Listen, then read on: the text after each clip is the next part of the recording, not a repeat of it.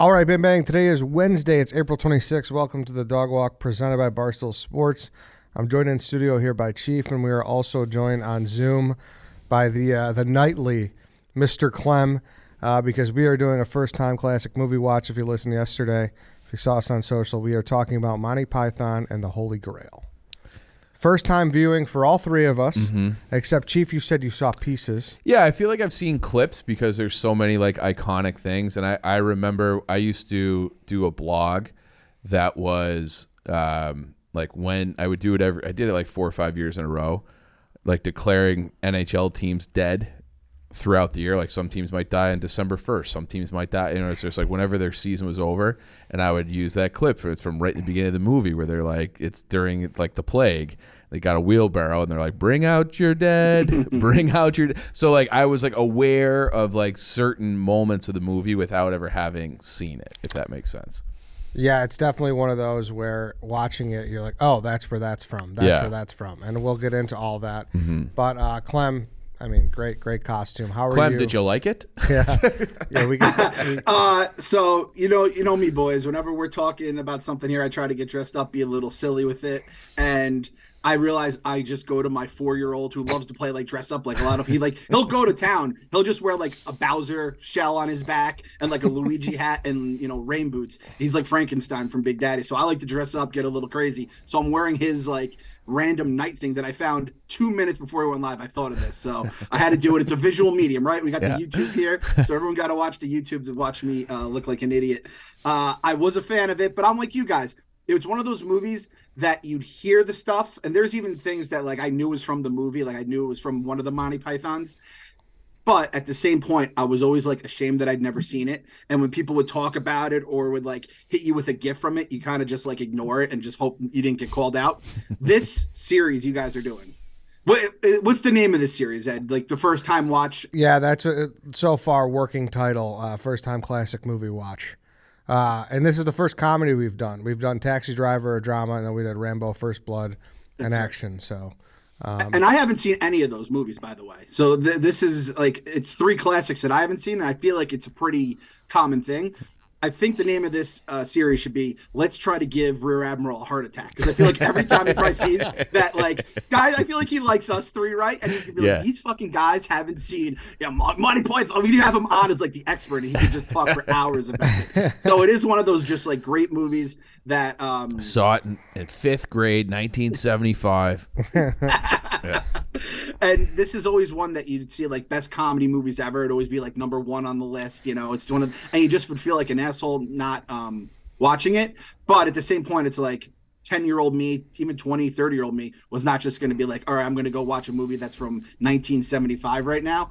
It took making content to get my ass to watch it, and I appreciate it. And I always hear like shows, like my favorite show of all time is The Simpsons, when they were, cooking with gas in like the first, decade of the season. And you'd hear how much of like the little references were Monty Python jokes. And now I actually get to understand them. So very, very happy with this. I've never seen this movie. I saw some of the references. I watched about a half hour of The Life of Brian, which is another one of theirs. I think it was like their second or third movie. My wife and I went away for our anniversary.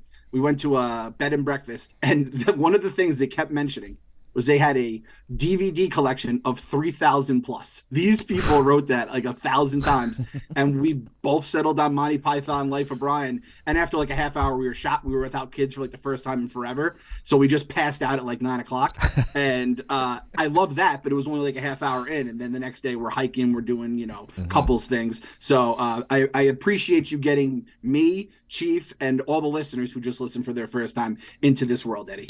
That's the goal. I mean, for people who listen on Tuesdays, it's like a constant stream of Chief being like, hey, have you seen this? And I'd be like, nope. And then I get tweets being like, what the fuck is wrong with you? Where are you from? Yeah, I feel like I'm skewing towards RA when we do that show. Yeah, for sure. Yeah. No, and that's why it's like, I'm not like the worst movie person, but for whatever reason, I feel like you're a pretty good time. Movie person. I had a big gap, and then like pretty much like 2015 on, I'm pretty strong.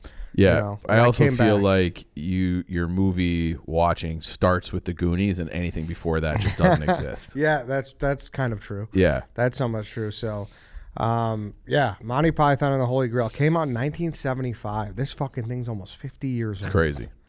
Crazy. Can I guess your opinion on it? Yeah. I don't think you liked it.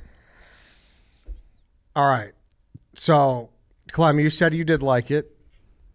Okay. I liked it. Overall, it's like thumbs up, thumbs down, thumbs up.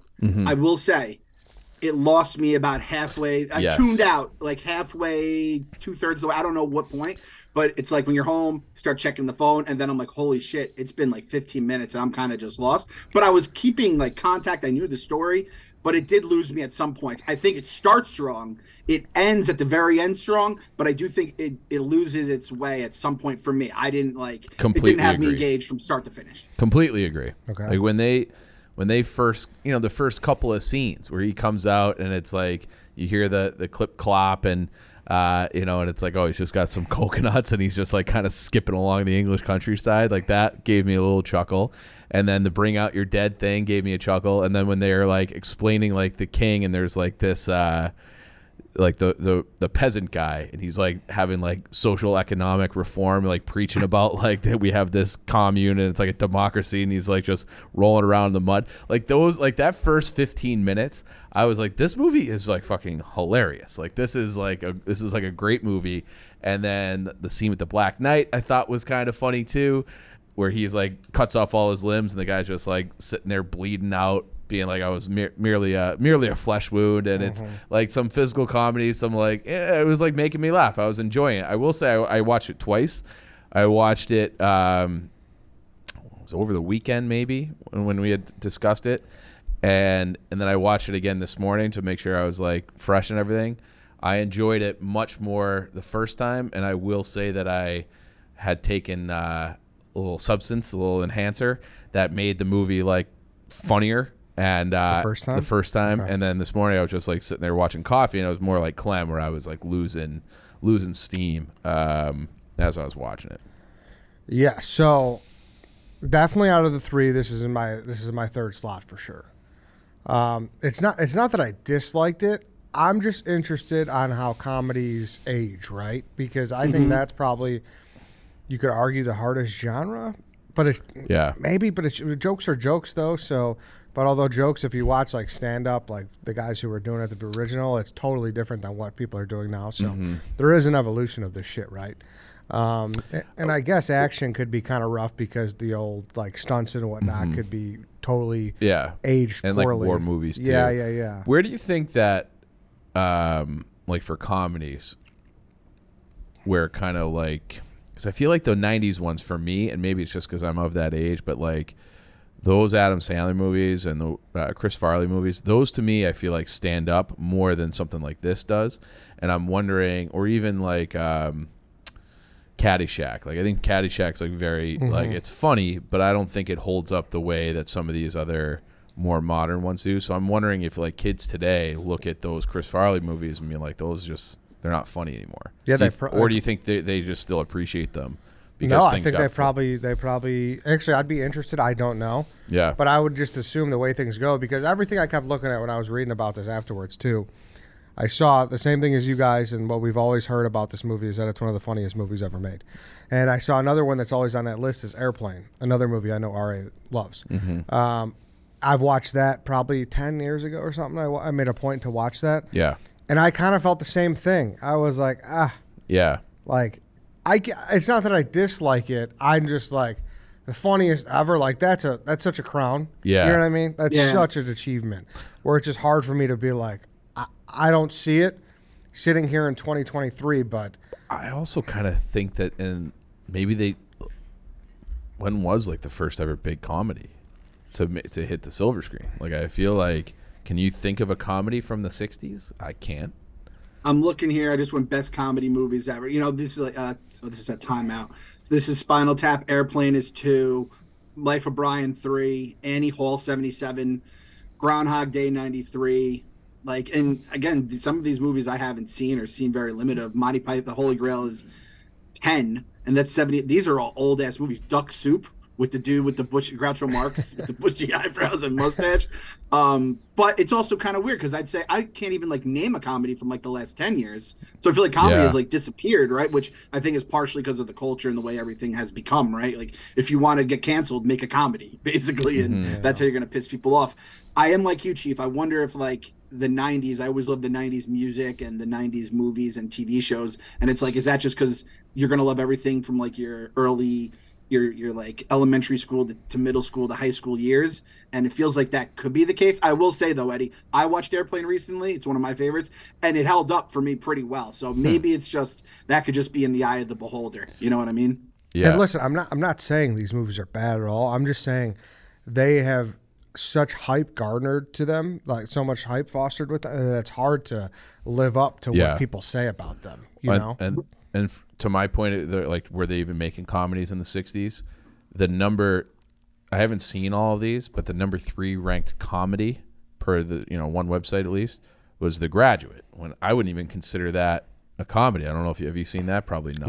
No. But okay. I'm aware of it though. Yeah, and then it's like The Graduate, Breakfast at Tiffany's. Like, these are not movies that I would consider. Mary Poppins. Like, I wouldn't. Like, none of those are really even comedy. So I feel like this genre, it might have been easy to be the best comedy of all time in 1975. When they were first starting to make those types of. I mean, they still fucked that up. Get Out was labeled a comedy movie. I suppose. I don't know what I'll never understand how they label something. Like you said, Groundhog Day. I love Groundhog Day. I don't even like think comedy when I don't even think. I think that. Ed Ryerson? It's definitely funny. He's definitely Ed Ryerson. He's such a curmudgeon. Yeah. And like there are funny parts, but I don't sit there and be like, I want to laugh at this. I sit there and be like, I want to enjoy a good movie. Yeah. I guess there is like an element of like who the lead is too with that one, because it's Bill Murray. So it's like Bill Murray, it has to be a comedy. And I'll probably get shit for that, but I don't know. I don't. Yeah. I don't turn. But that's also like you said, someone who grew up on Sandler, and my high school experience was in the middle of Superbad, so maybe it's just an age thing. I don't know. Could be. I'm looking here too. Like I went on IMDb just to kind of get a different list here, and it's like Blazing Saddles is another one that kind of is stuck in everyone's top 10. I feel. I saw that years ago. I'd have to rewatch it now. Like I was like half watching it, but I know it's like another classic there. You said Caddyshack, Chief. But then the one I think of that's like the oldest movie that I think still holds up to me in terms of comedic chops and everything is National Lampoon's Vacation. Like that's something that I absolutely love. And that's kind of like a Monty Python. It's a series. Obviously, you have the Christmas Vacation, the European, but you kind of go all across the board. And then you have the stuff we grew up with the Sandlers. Office Space is another one. Road Trip, Hangover. It does evolve over time. But again, Chief, you said it like the beginning of this movie. I'll tell you when I fell in love with this, when I was like, oh, this is going to be a movie that's going to be up my alley. It wasn't even the scenes. It was the fucking credits in the beginning. And I'm just like, I had captions on because I'm an old man. Yeah. And I'm like, what the fuck is going on? Why are these Swedish captions as well as English captions? Then I realized it was part of the movie. And they're talking about the moose budget and the moose person. Yeah. And they're talking about, going to Sweden. And I'm like, I always appreciated people that from the jump, they're like, listen, this shit is going to be a ride from the time you sit in your seat and the projector goes on. And I just love that they took you on that journey right away. And I was like, oh, fuck, like buckle up. This is what the Monty Python experience is about. So that stuff had me cracking up right off the bat. And I also love that it was 90 minutes. I think like comedies, the shorter the better. I don't know if it's because I'm getting older, but it's just one of those things. I was basically like, Eddie, thank you for this homework assignment. A 90-minute movie, I could bang that out no problem. That's what I try to do. I do think that's like the sweet spot, especially for comedies. But Clem, like same thing. Like I was like messing with the settings of my Netflix when I saw that at first. So I was like, what is going on here? Because I always have subtitles on, and I felt like I might need it for that movie just because like I knew there would be English accents and stuff. So I was like, what is going on? I couldn't. And then I'm like, oh, this is a joke. Now, did you watch with subtitles as well? Always. All right. See, I'm not a subtitle guy. So I do wonder how much was lost there for me. Just not like maybe, not being the best understanding guy. And then obviously it's medieval. Language. So like I maybe I should give it another run through with subtitles. Yeah. Because there were at points where I was like, what's going on? And it's a movie where it's like intentionally like it doesn't matter what's going on because they could decide what's happening. Yeah. Because there are no rules, which I appreciate. Like the ending was absurd. Yeah, absurd. And it is one of those things where, for me, like I love history, and I knew the story of like Camelot and King Arthur, and like I knew all that stuff. Like you grew up, like one of my favorite Disney movies as a kid was Sword in the Stone. Like I love all that type of stuff. And it's almost like that show Drunk History, where it's like you see like a tale that you know the basic plot, and it's always told in like this glorious fashion. And then it's like retold in like these slapdick idiots like running around the countryside like, oh, I'm the king and I'm collecting my court. That to me, like inherently, like just retelling the story in a comedic fashion of a story that like we all, at least I like grew up with, is inherently going to be like kind of funny because it's like, you know what's coming, and then they switch it and they make it like, they make the plague hilarious. Like, how do you make the bubonic plague hilarious? They did it. So like, I don't know. I that part of it will always, I think, appeal to me. Get some more points. Yeah. I knew that Chief was going to be on the same, because I'm the same way, Chief. I love history in general, and whenever you guys are talking about, the guy, the peasant who was talking about the different types of government. Yeah. I'm like, this sounds like Chief working his way through a Tuesday dog walk, trying to talk about the different governments in like some South American country that are like riding there. So it gave me a chuckle. But I'm the same as you, and like I don't really know as much about Camelot, but I just love history in general, and I am gonna go down a Wikipedia thing about King Arthur and all that kind of stuff probably after we're done recording here, just because it kind of like tickled my like brain here and being like, oh, what was this all about? And then I bet if I watch it, it'll be even better afterwards, because I don't know much about that part of history. But I know it's obviously the Excalibur, Sword in the Stone. That's its own other thing there. So speaking of jokes, and again, this is the kind of humor I love, the Simpsons humor. The coconuts, when he's doing the coconuts with the horse, hilarious. But then this entire thing about coconuts, how a swallow would take a coconut if they could migrate. And then the entire fucking movie, you're just hearing about swallows. There's a couple times where a bird's in the background and they're trying to put a coconut on a swallow to see if you can carry it.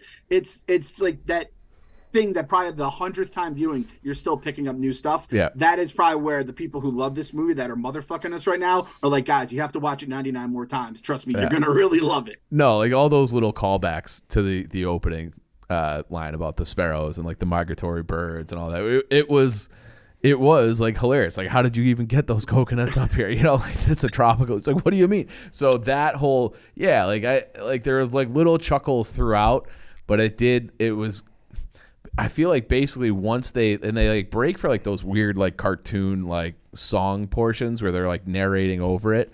I kind of feel like once he had his knights and his court, that's when I was like, I kind of lost me a little bit. Like it was funnier to me in the beginning. It was just the two guys and they're like on this adventure, and it's something funny about like, I'm the king, but he has nobody with him. Like he has like absolutely nobody. And then the peasant, you know, like who made you king? Well, like this woman in a lake like gave me this sword by like divine right. He's like, what kind of way is that to choose a king? And so I don't know. It did lose me a little bit, but like we were saying, but overall, if it's a pass-fail grade, it's a pass for me. It's kind of funny because it's one of those things too where they people, when like you do shit like this, they promote like, hey, take a chance. Like I wonder if they were sitting there and be like, yeah, this coconut joke, like this guy, how many takes they did of him riding a fake horse, if they were like, dude, this is fucking stupid. But they did it, they stuck with it, and it fucking worked. I like that too. That was one of the parts, and that I was like, oh, all right, that's funny. I thought the funniest part of the movie is I loved when he fucking took out that knight's arms and his legs. Yeah. And the guy's like, yeah, we'll call it a draw. Like, that was the one part that really made me laugh out loud. Yeah. The guy just sitting there, he's just a nugget. Yeah. We'll call it a draw. I read on flesh wound. Yeah. A mere flesh wound. Yeah. That was one of the things I knew of. Like the Black Knight just gets his fucking ass kicked. Yeah. But I did read somewhere, I think they said like some of the people gave notes and wanted that scene removed, and they kept it in, and it's like, it's definitely one of the funniest scenes in the entire movie. 1,000%. So I'm right with you there, Eddie. Yeah, that was to me the funniest scene in the whole movie. So that it's a flesh wound, classic quote that I've heard probably my whole life, and now I know what it's about. Well, I apply that to like when I'm watching like the hockey playoffs and someone just get like 75 zips or something. I'm like, it's nothing but a flesh wound. Like get back out there. Exactly. And so yeah, it's great. Second fart in thing, your general direction. The French dude, like all the French dude zingers, like those are kind of other quotes you'll get along the way too. I'll for you Kniggets, right? You can't say knights right. He says Kniggets. Yeah. Things like that. Mm-hmm. The second thing was the intro to King Richard's Fair, like the classic Barstool video with Dave Big Cat and KFC. Like the music is from there. Yeah, like something I just had never known. Did you know that? No, I didn't even put that together until you said it. Yeah. Mm-hmm. I was like, where have I heard this before? And my stupid Barstool brain's like, oh, that's what it's from. Which is still probably one of my all-time favorite Barstool videos. Like, and I think that classic. was, like 2013, something like classic. that. So yeah. You watch that video. You watch the old draft combine, right? And it's like. And you watch them now, and you're like, this thing like took over my life for like a day, like the day I watched it. You know what I mean? It's just so crazy looking back at it now. But they nailed it. It is. Some other parts that I really enjoyed was I enjoyed how much that the I don't know the name of the character, but he was the guy's dad, and his son was, being guarded, and how much he despised singing. I don't know why. Two nights are dead. Like his son's about to escape. No, don't sing. You know what I mean? I really like that. That was very funny. He just was that the coward guy, the cowardly guy, where he's pissing down his leg, and he's like, just stop singing right now. That dude, the one he was just in the castle. in the castle. And then at the end he goes with the. He scales himself down the thing, and then the dad cuts the rope so he falls. That was great. How much the guy just despised singing, and he just like killed the whole fucking kingdom, and then he comes down and he's like, no, this guy's fine. It's like, dude, he just fucking killed everyone. What do you mean he's fine? I really enjoyed that part. Yeah. I think a part of this that might have thrown us off the first time watching is thinking it's going to be a traditional movie where part A leads into part B, which leads into part C. Like the witch scene happens, and then it just never referenced again. I thought she was going to join the crew. It's like, no, and it is funny. Like that's how it just shows how backwards, the medieval ages or just humanity in general is that's how they decide a witch, or the logic of how people think, till this day, let's be honest, we have crazy people still out there. If she weighs as much as a duck, and he's like, you're a man who appreciates science. How would you like to be one of my knights? That part to me was that was another part I forgot about. It was like a laugh out loud. If she weighs as much as a duck, then she's a witch. Like they weigh him, and somehow it's the same. So burn her. So there's the recapping of it makes me think I like it better than I did coming out of it this morning. Yeah, that's true too. Like in talking about it now, I'm enjoying this, and maybe I'm like, maybe I did like this more than I realized in the moment. Fellas, if we all were at Chief's house watching this movie and we were all on the same substances and we we're all just, having a good time, I think it would have been a different experience, because I think a lot of the people in the 70s, including our boy R.I., were probably doing some similar things to that. And that's, when you're in college, right? It's like, oh, me and my buddies are going to watch Monty Python together. That's probably exactly what you were doing, on like a Tuesday night. And that's how you just love those movies, where we were doing it with, Billy Madison and Hangover and shit like that. I think that is like, especially back in the day when there was like 10 things to watch at any given time, instead of now where there's a million different things with the internet. Mm-hmm. Yep. No, yeah, it was, and like I said, I'm not trying to say I disliked it. I'm just trying to. You're not. It's not a top 10 comedy. Yeah, exactly, and that's fine. That doesn't mean that for people who it is. I'm not saying, what are you thinking? I'm not sitting here. I mean, I initially was talking to the man who sits between us about being on this show. And I wonder how he would have been towards this, because he is not shy about saying something stinks or saying something whatever. But it turns out he had seen it 20 years ago. And I'm still trying to figure out how to navigate these, and if I want a fresh watch from all three, or if one expert's good. But that's why I didn't go with him for this one as well. But what did he think of it? 0 stars, and it stinks. I actually didn't ask him because he said 20 years ago. So I was, I just moved it on. But another great thing I loved was I didn't think, like, when you first meet the historian and you're like, oh, this is like a fun little twist, and then the entire movie they're just investigating the scene, and obviously it ends up being the ending is like they're arresting the guy for his murder. You see the wife coming in, she's heartbroken, and I was like, what the fuck is going on? And I can tell you the moment where this turned on me. It was when they started going to the books night by night. And there were parts that I liked with the Knights. There was certain stories with the Knights I liked. I didn't like the 3-person that, like, remember there was like that one giant night with 3 people that were talking at the same time. Yeah. Like that one I didn't like, but I did like the one that was Anthrax with all the girls and the guys. He didn't want to get laid, then he wanted to get laid. Yeah. Like ripping him out of the house. It was like the Dumb and Dumber. You're in great peril. No, I'm not. I want to be in peril. Yeah. Like, let me go to peril. No, it's peril. It's perilous. Yeah. And they just kept using peril in different ways. Yeah. Like, that shit I appreciate. Yeah. Oh, you didn't like knee? I did no knee. I didn't love the knee part. Yeah. It was like the one giant night and had 3 people's heads on it, and they were talking over each other. Do you know what I'm talking about? Yeah. Oh, I thought That one I didn't like. I didn't love the knee one. I liked the and then the other thing was what I remember, it was like a bare hand changes the page. It's just the little things like that where at first a woman hand was changing the page, then a bare hand changes the page, and it just says scene 24 instead of like another night, just said scene 24, and they kept bringing back like, oh, that's the old guy from scene 24. I was like, this fucking, like, those are the little things that always just brought a smile for me. The Castle of Arg, and they're like, no, he was dying, and they chiseled it into the stone Arg, and then it ended up being known as the Castle of Arg. And even the cartoon cuts, like you said, Chief, I was like, I kind of like the cartoon cuts. They're so different, but then the animator dies of a heart attack, and we're done with the cartoon cuts. Like, again, that's just that. I like meta shit. Even when I like write my blogs, I used to do a lot of stuff. I'd be like, if I wrote a blog about some like mafia guy or something, I'd be like, oh, by the way, and this is KFC who wrote this. It's not really Clem. Just in case the person ever like got out of jail, they would kill KFC instead of me. It's just little things like that that I like having some fun with.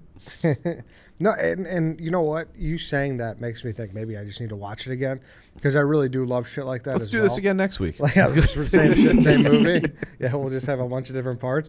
Because one of my favorite parts about 40-Year-Old Virgin is the fact that Steve Carell just walks around with his wheel.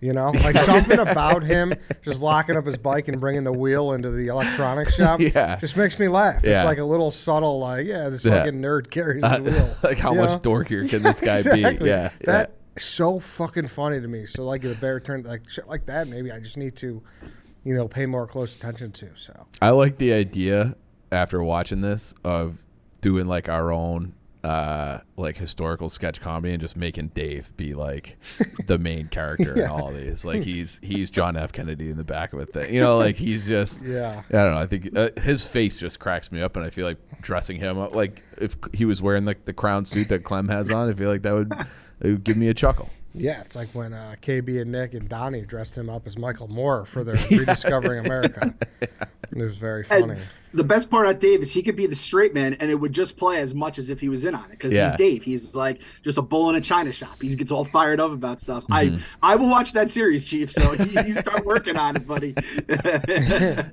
Well, let's co-write it, Clem. Okay, I'm in. Going back to the old man from scene 24, the question scene where they're on the bridge, that was another one where he's asking the questions, the guys are getting tossed, and then he gets to answer it's like, I don't know himself, that. and he gets tossed. And the bridge of death.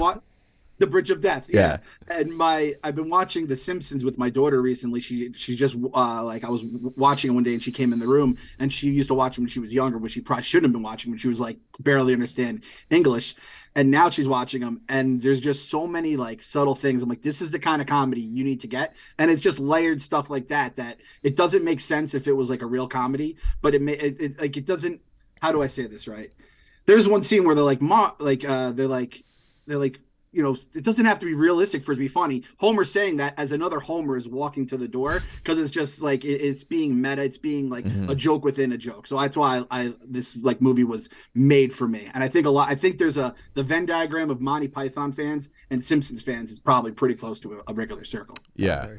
And that is that's the thing with the Simpsons where I loved it when I was 10, 11, 12, maybe stopped watching when I was like 14 or 15. And then I go back and I'll watch, now it's on Disney Plus, and I'll like watch those, like you were saying, the first 10 seasons. And it's like, you appreciate it in a whole different way. And I feel like if I watch Monty Python like a month from now, there's going to be little things that I might have missed because I had I lost my interest and I missed a joke. And I feel like I would be like, oh, like that's actually very funny. So I actually might do another watch of Another this. watch, Yeah. number 3. Yeah. Yeah. Number 3, this guy's going triple nut. He's going triple Python on us. Yeah. And, like, my wife watched like the first hour of it with me. She had already seen it. But she like at one point I was on my phone because I take notes as I'm doing this just so that I have something to talk about on the pod with you guys. And I had missed the first one where she's like, "Oh, you missed that," and I went back and it was a swallow holding a coconut and they were trying to like do it, and I was like, "Fuck!" Like that, like there's so much nuance. I do think the 2023 brain is almost not wired to watch this like at home. You almost have to go to a theater like an Alamo Drafthouse where you're not even allowed to talk or have your phones and just dial in, and then your brain, like you said, Eddie, you'll see those the subtitles there, but then like I think our brains at this point with the opening credits, your brain is programmed to shut off, right? Tune it out. It's like it's so funny. Like when I'm watching a football game and I'm not watching Red Zone, I'm watching like a regular game. If someone said after the commercial break, name one of the last 4 commercials that just played, I couldn't tell you one. It's crazy. Like I just go straight up, like my brain just has like a time bomb. It just turns itself off. And I feel like it's the same kind of thing where you probably turn your brain off at certain points when there's a lull in action, where if you're listening or paying attention, there's probably like a fucking killer joke in there, you know? Kind of sad. Hey, fucking double burger chicken Whopper. They got to figure it out, man. Yeah. Yeah, they do. You know what I think of every time I hear that now too? What? Stephen fucking Che. There's that video of him where he's singing it. And you ever see that video? No, I don't think I have. I would like to watch that though. I love Stephen Che. He's crestfallen like after a Bucks like interception to lose a game or something. He's just sitting there. He's like chicken Whopper, and it's like that's my broken brain. I think I associate that commercial with Stephen Che because of a Barstool video, and our brains all kind of work in that weird way because this is the time we live in. That's funny. All right then. We could wrap it with this. So what I've been doing with this, guys, I've been pulling up the Rotten Tomatoes audience score, you kind of give it if you agree, if it's too high, too low, or if it's just right. The audience score is a fucking whopping 95%. I feel like that's a little high. Like I've enjoyed recapping it almost more than I enjoyed watching it. I would give it like a 73. Okay. So yeah, I think 95 is too high. Clem. I'm right there with you, Chief. And I know this is the internet we live in now, where you're just worried about just having people angry at you. It's like I'm treading lightly here, but I was gonna say 75. And again, it's because there is a chunk of movie where I was just like, all right, let's get it going here again, you know. So I would say 75. But I do think like on the rewatches, get some substances in me that maybe make things a little funnier. Go up a whole bunch. Yeah. Yeah, obviously I think it's too high. So Yeah. What would you give it? I'd probably give it in the 60 something range. Okay. Uh-huh. All right. In the mid 60s. So somewhere in there. So but send your hate to Ed.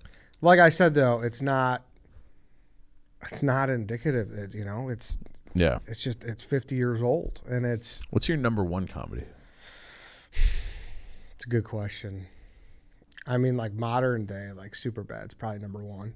Okay. To be honest with you, if I'm going younger, I don't know. I'd have to look at them and kind of rank them, but it's not that I didn't like it. Also, I'm going to explain this every episode, so I apologize to everyone who listens to it all. Did you know Rotten Tomatoes that's not how many people liked it. 95% is how many people, if you say thumbs up, thumbs down, 95% is a thumbs up. That's how they do that, which is crazy. Oh. Alerted me, yeah. I thought that was just a grade. Yeah, I thought people would give their grades 1 to 100 and just average it out. Exactly. So that's not how it works, but everyone thinks it how it works, how I'm saying it. So that's why we're that's news to me. Exactly. It is. So because there's been times where things have 100% Rotten Tomatoes. I'm like, what? No, it just means 100% of the people liked it, which is still pretty good. Now I feel like I want to go on and just downvote things because it's just like it's preposterous to have that high of a score. Yeah. Is this true, Eddie Snopes? Because I remember Eddie Snopes told me a couple last year that the Choco Taco was not dying, and then I found out like 3 hours later the Choco Taco did indeed die. So Eddie, you better not be lying to me. Eddie Snopes, according to one person on Twitter. And, fair enough. Yeah. Fair enough. So that how does Rotten Tomatoes work? Anything? When at least 60% of reviews for a movie or TV show are positive, a red tomato is displayed indicative of its fresh status. When less than 60% of reviews for a movie or TV show are positive, a green splat is displayed to indicate its rotten status. what does it mean to that? So that doesn't really help. So it sounds right, though. It sounds like Yeah. if you give it a red tomato, you think it's good. If you give it a green, so it's just you kind of, I don't know. I can look into it more, Eddie Snopes. Yeah. So before the 4th episode, I'll do more research. But This is why I go to movierankings.net. yeah. All right, then. Clem, thank you as always. Thanks for having me on, boys. There's plenty of other movies that I love that are classics that we could probably get hate on for not liking as much as other people. So let me know you want me back. I'd love to come on. Do you have another glaring one? I have a bunch, dude. Like I was just looking at all these comedies here, these old ones, and I was like, shit. Even like I even felt like the community of Monty Python, and I don't even know what this means, but I feel like it has a Rocky Horror Picture Show vibe where everyone has their favorite lines and characters. I've never seen Rocky Horror Picture Show. I just know it's a big deal. Stuff like that, like I've just never seen. Well, apparently we need to do The Graduate because you haven't seen that. Yeah, and I mean I know the storyline. The guy begs his teacher, right? Nope. No? Nope. What is that? I don't know. Are you sure? Positive. I've seen. What am I thinking of? No, I thought that's what it was. You're directionally correct, but it's not his teacher. Oh, okay. Yeah, well, he just I was directionally correct. Yeah. Well, it's not his teacher. We'll say that. All right, fine. And Okay. it's that "Here's to You, Mrs. Robinson." That's the song from Simon and Garfunkel. It's from that movie. Okay. Yeah. Yeah, I've always been interested. So, Can I just say one more thing, Eddie? I forgot about this. of course. The Rabbit of Death was fucking awesome. I forgot about him. The Rabbit of Death. The Rabbit of Death fucking ruled. And that might have been my favorite part of the movie. I was just looking at my notes here. Yeah. And that might have been, it was that or The Night were the two parts that I knew of going into the movie. And the catapult where they started catapulting like animals on Cows and ducks and shit. Yeah, but the Rabbit of Death where they're like, yeah, and then we're gonna sneak out, and it's like the Rabbit of Death's already in there, and then they launch it back over. He's like, all right, so we're gonna build a wooden badger and like sneak that in. Motherfucker was vicious, dude. Yeah. We're talking about that. If we're doing that killer animal draft, the Revenant bear and fucking Cujo are moving down on my list because the fucking rabbit was a murderer. All right then. Thanks, guys. We're gonna probably keep doing this every other week, so hopefully you guys enjoy it, and we'll find out who hasn't seen what next. So that's it for today. We'll be back tomorrow at Free Swim, so we will see you guys then.